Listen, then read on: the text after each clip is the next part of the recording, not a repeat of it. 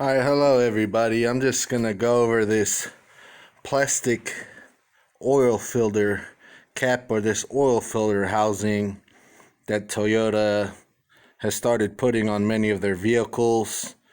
Um, One morning I went out to change my wife's oil, and as soon as I seen this was plastic, needless to say, I was very wary of how I was gonna go taking it off and putting it back on.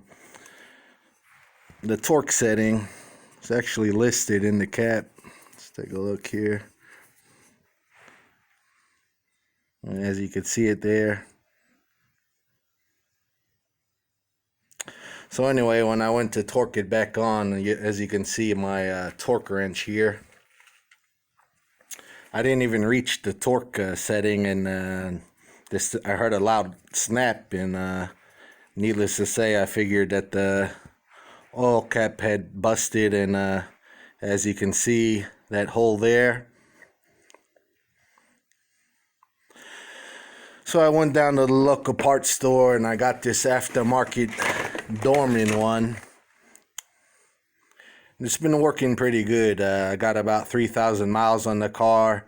I've seen a lot of reviews. They're saying with this oil filter housing that they've had leaks.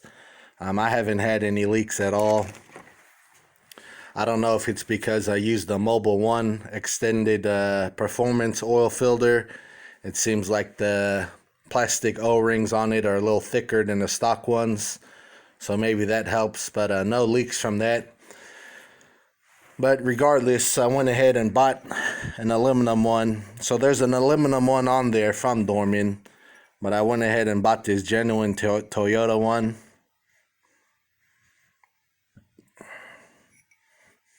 And this fitting inside here, that canister with all the holes in it, it already came the same exact length as what came out of the vehicle as this one. But in case you guys want to order this, here's the part number for it. I'll leave that up a few seconds so you can get it, or pause it to get it. I got this online for only $25 and free shipping, which was actually cheaper than the Dorman one from the auto parts store. I think I paid about $30 for this. I was using one of these fittings for the oil filter when it popped. So I just believe plastic over time, mingling with heat and oil, that it breaks down. I do a lot of long driving. It's a 2018 Sienna, and I don't know if it became brittle because, like I said, I didn't even reach the torque setting when I heard the loud pop, so it was cracked. Now, as you can see, it comes with a few different lengths of these. This aftermarket one, which they just literally slide on and off, like on here.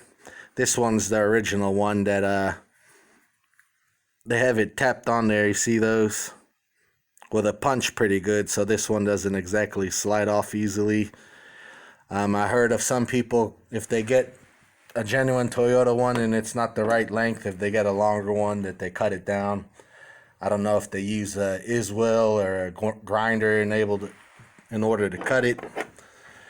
But with this, if you want to pop it out of your stock plastic one to put it in your aluminum one, all you have to do, these tabs right here, all you have to do is stick something in there like a screwdriver or needle nose pliers, and you want to pry those up till basically they're vertical, and then you push it down so you compress your spring all the way and you turn it and they'll come out.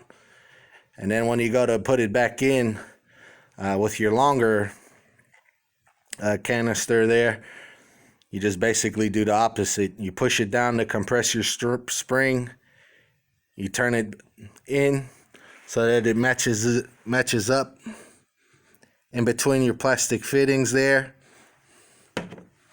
Then all you got to do, these tabs, you just got to bend them back up, like I said, with a screwdriver or needle nose pliers or whatever you can use, and it'll stay in there if you're just wanting to swap it out like I said, if your Toyota housing doesn't come with the right length, you can remove these and swap them out to your correct length. So very important you put the correct length back in here. Let's say you have a longer one as on one of the Toyota trucks. You just don't want to put this in there. You need to get your correct length canister there to put back in, okay? So I'd highly suggest just trading this out for peace of mind on your first oil change. Put a original aluminum one on there. And if anything, looks like my battery's dying here. Yeah. But I'll always be a fan of Toyota, that our daily drivers are Toyotas. The wife, that's mainly her van, the 2018 Sienna, and I drive a 2009 Yaris, which has about 200,000 miles on it.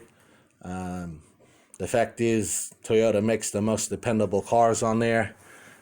I don't know why they swapped to this. I don't know if it was cost savings to go to a plastic one, but like I said, I got the genuine Toyota parts one online for only $25, and like I said, the only reason I bought this because people were saying the Dorman aftermarket one was having issues with leaking. So definitely an upgrade I'd highly suggest for peace of mind, so you don't have to worry about this plastic. I would just be wary of it in general after time just cracking, because even plastic, this is obviously a Dodge Challenger here, but how these car manufacturers started putting plastic intake manifolds and other components on the engines, the fact is that that plastic, it eventually cracks. That a lot of these cars with the plastic intakes, over time, they end up needing the intake replaced. On this particular car, if it ever cracks and if I still got the car, I'll just swap it out for aftermarket Edelbrock one. So, all right, I hope these tips help. If anything, please like, subscribe, and comment. Thank you very much for your time. Take care.